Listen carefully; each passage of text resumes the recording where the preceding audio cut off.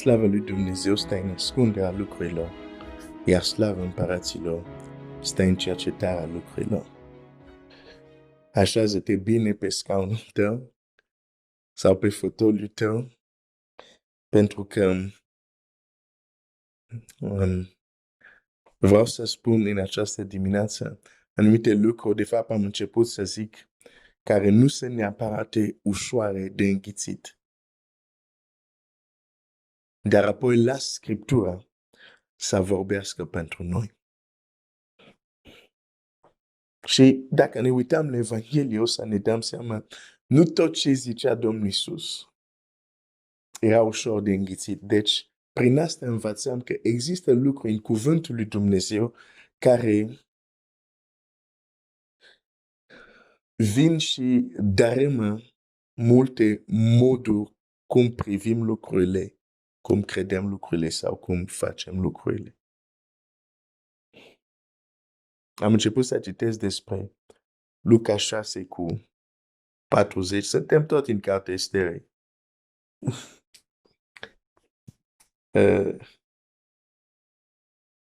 Am vorbit despre faptul că împăratul își extinde împărăția, o face prin ceea ce se numește un transfer de autoritate.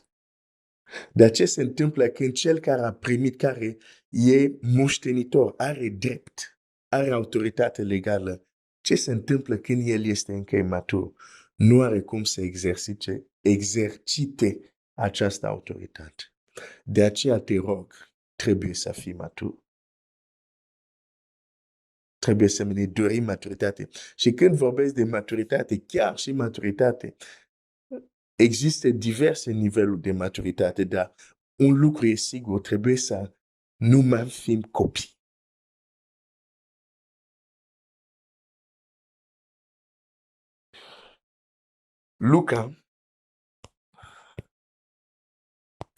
Luca 6:40. Și Domnul Iisus care vorbește aici. Ucenicul nu este mai presus de învățătorul lui, dar ucenicul desăvârșit va fi ca învățătorul lui. Desăvârșit înseamnă matur. Asta înseamnă desăvârșit. Nu în sensul de perfect. În sensul că omul e perfect, nu mai există nici un electron de ceva care trebuie corectat în el. Nu asta înseamnă desăvârșit în Scriptură. Înseamnă matur. Înseamnă matur.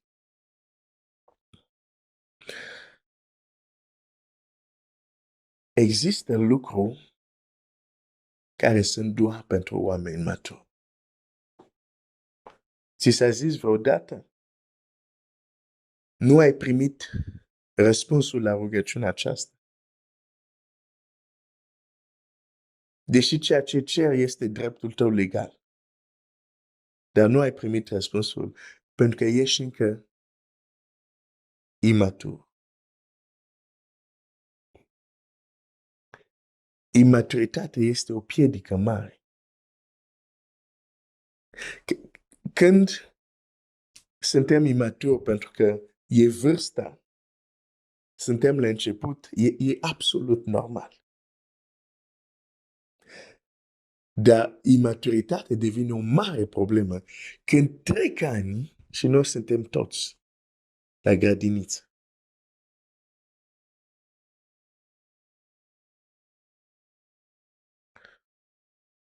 Știi de ce există biserică? Sau, hai să pun întrebarea altfel. Știi de ce Domnul Iisus a dat bisericii daruri? Și aici vorbesc de daruri oamenii, nu daruri capacitate. Da? Ce ne spune Efeseni 4:11? Și el a dat pe unii apostoli, pe alți proroci, pe alți evangeliști, pe alți pastori și învățători pentru desăvârșirea sfinților. Pentru ce? Desăvârșirea sfinților. În vederea lucrării de slujire. Pentru a sluji trebuie să fii desăvârșit. Nu în sensul de ai ajuns la perfecțiune cum înțelegem noi. În sensul îți trebuie o anumită maturitate ca să poți sluji.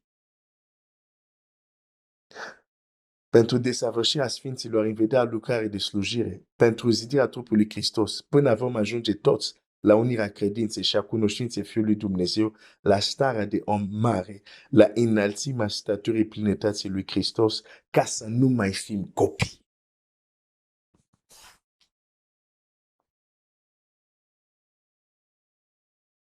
Pentru asta Dumnezeu a dat aceste daruri, adică oameni, apostoli, proroci, evangeliști. De ce? Ca să fim desăvârșiți. Și ce înseamnă asta? Să ajungem la statura plinătății lui Hristos. Bun. Cum se va întâmpla asta? Când încă sunt mulți copii al lui Dumnezeu, când le vorbești de ce a zis Iisus, ei spun, pe asta a fost Iisus. A fost Fiul lui Dumnezeu. Ok, și tu al cui ești? Nu zice Scriptura, vedeți ce dragoste ne-a arătat Tatăl ca să ne numim copii al lui Dumnezeu și suntem.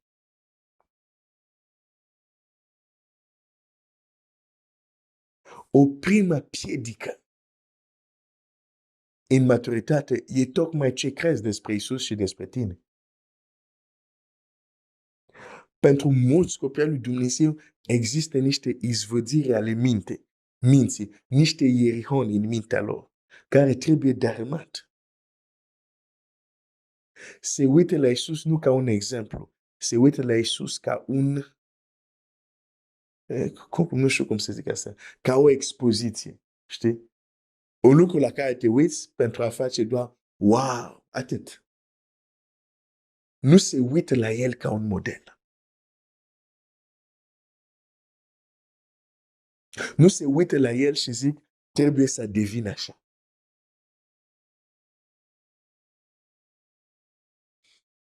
Asta e problema noastră.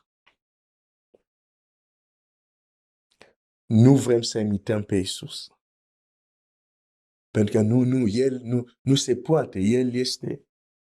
Și totuși el spune, ucenicul desăvârșit va fi ca stăpânul lui. El ne arată, vedem în Scriptură, ne arată că scopul lui este că ucenicii lui să fie ca el. Voia Tatălui este că noi să fim ca el. Zicem asta, dar nu credem asta.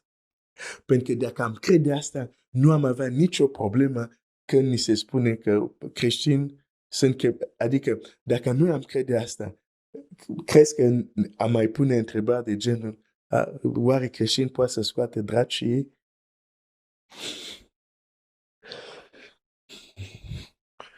Unele întrebări nu le mai spune. Dacă am crede cu adevărat, suntem chemați să fim cu același model ca el. Nu, dar am făcut o mare despărțire, o mare prăpastie. Știi ce a zis Avram la bogatul? I-a zis, există o mare prăpastie între în locuința morților. Zice, există o mare prăpastie între voi și noi, așa că cei care de acolo vor să vină aici să nu poată și cei de aici să vină acolo să nu poată. În mintea unor copii al lui Dumnezeu, ți-am zis să te așezi bine. Exact asta este. E o mare prăpastie între ei și Iisus, de genul ăla. Tu nu ai cum să devii ca el. Când exact asta spune Scriptura.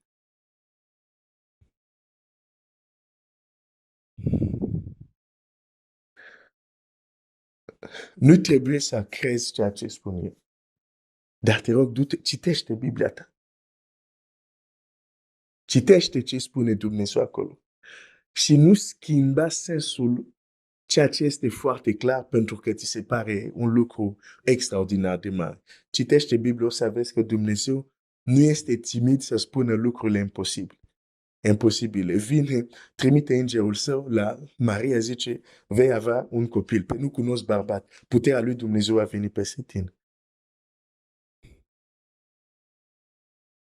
Gedeon, du-te cu puterea care o ai și izbăvește poporul. pe sunt cel mai mic din cea mai mică din... Dumnezeu nu este intimidat sau să spună lucruri care ni se par nouă. Pe nu, nu este posibil.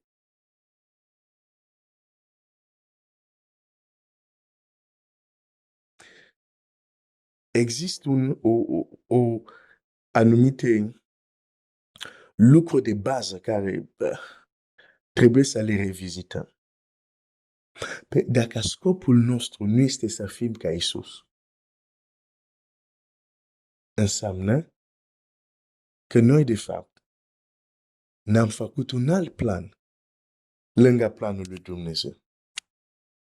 Adică Dumnezeu are planul, lui zice, ok, am dat bisericii toate astea, că voi să deveniți desăvârșit, să ajungeți la statura plinătății lui Hristos, ca să nu mai fiți copii. Și aici nu e vorba când o să murim, ajungem în cer. Dar sper că înțelegem lucrul ăsta, da?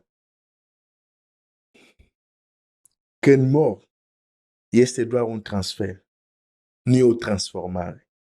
În sensul că mor de parte de Dumnezeu și brusc transformare, că ești dincolo, ești aproape de Dumnezeu. Nu. Da. E un transfer. Nu este te transformă. Înainte să mor, erai rebele, adică n-ai vrut să asculti de Dumnezeu și dintr-o dată o să vrei să asculti. Nu. Da. De aceea chiar și cei care strigă în iad sau în locuința morților, nu ies de acolo, pentru că oricum nu s-au schimbat. Durerile le fac să strige. Deci,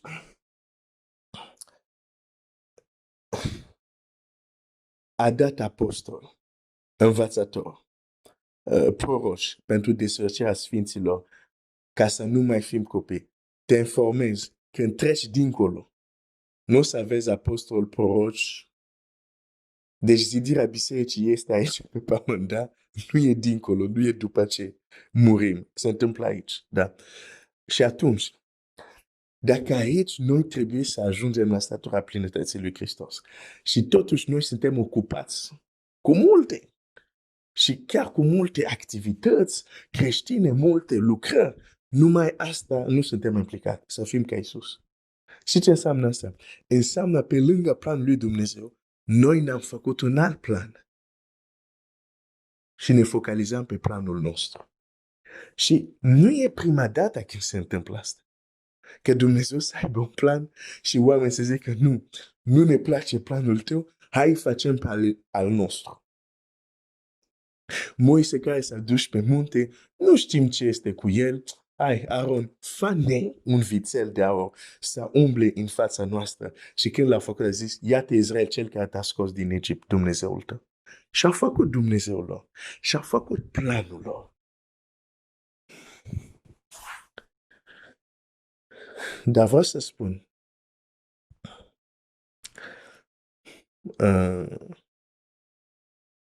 dacă nu ești activ,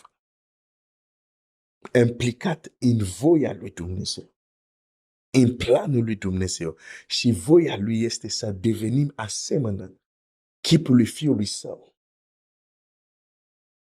atunci nu este de mirare că nu ai sprijinul puterii lui Dumnezeu în ceea ce faci.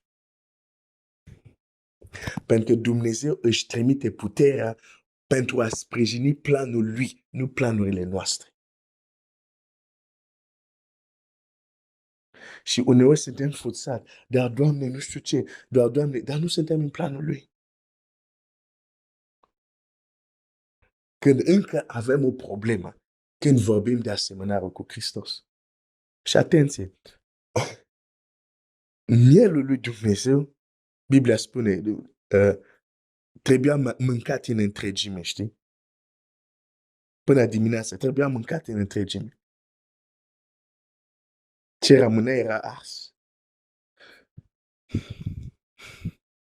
De multe ori când se vorbește de pentru unii asemănare cu Hristos, înseamnă trebuie să fii un om bun, blând. Așa semăn cu Hristos. Nu, trebuie să mâncăm mielul în întregime. Da, înseamnă să asemănăm cu el în caracter. Dar nu numai, că el nu a avut doar caracter.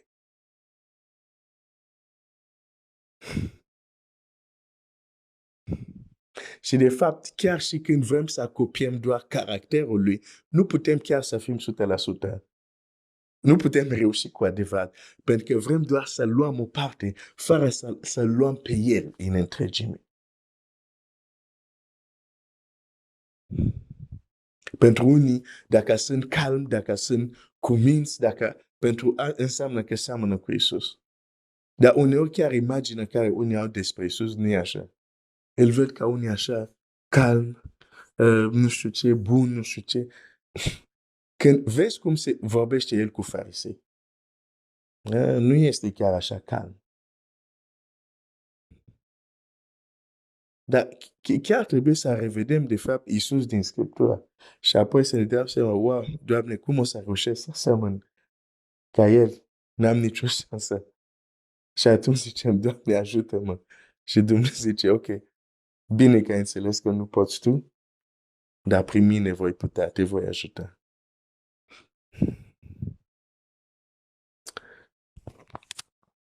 Scopul. Și Domnul Iisus spune așa, voi sunteți lumina lumii, voi sunteți sarea pământului. Zice, dar dacă sarea își pierde puterea de a sara, dacă sarea își pierde puterea de a sara, este calcat în picioare. Oare nu se întâmplă asta?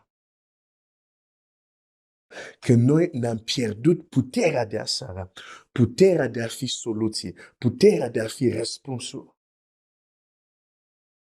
Suntem calcați.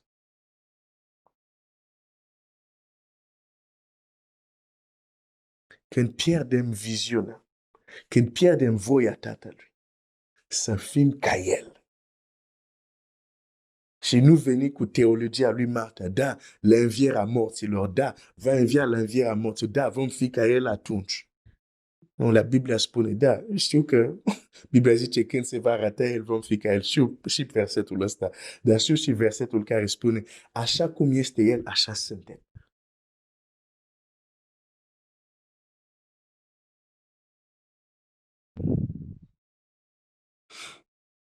O să termin spunând lucrul următor.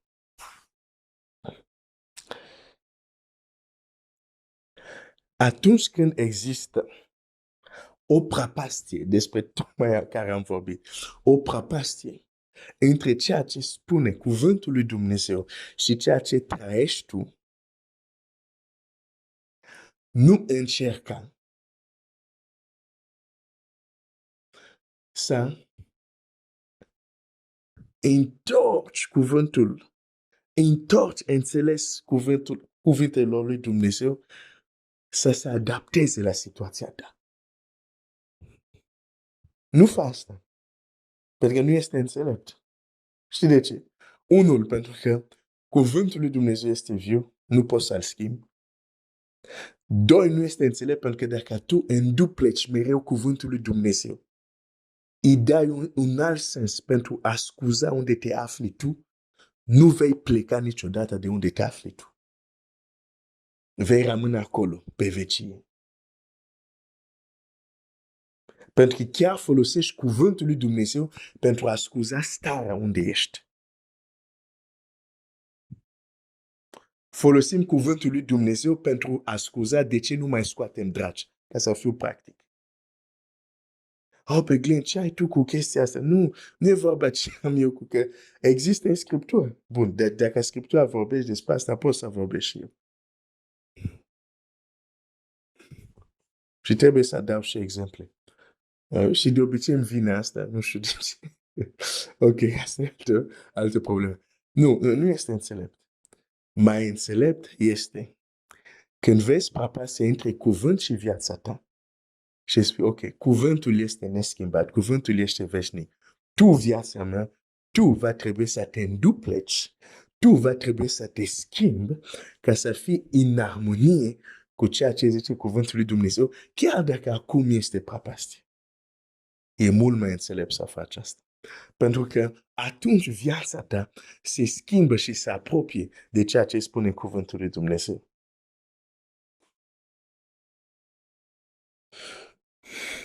ucenicul nu este mai mare decât stăpânul. Dar ucenicul desăvârșit e exact ca stăpânul.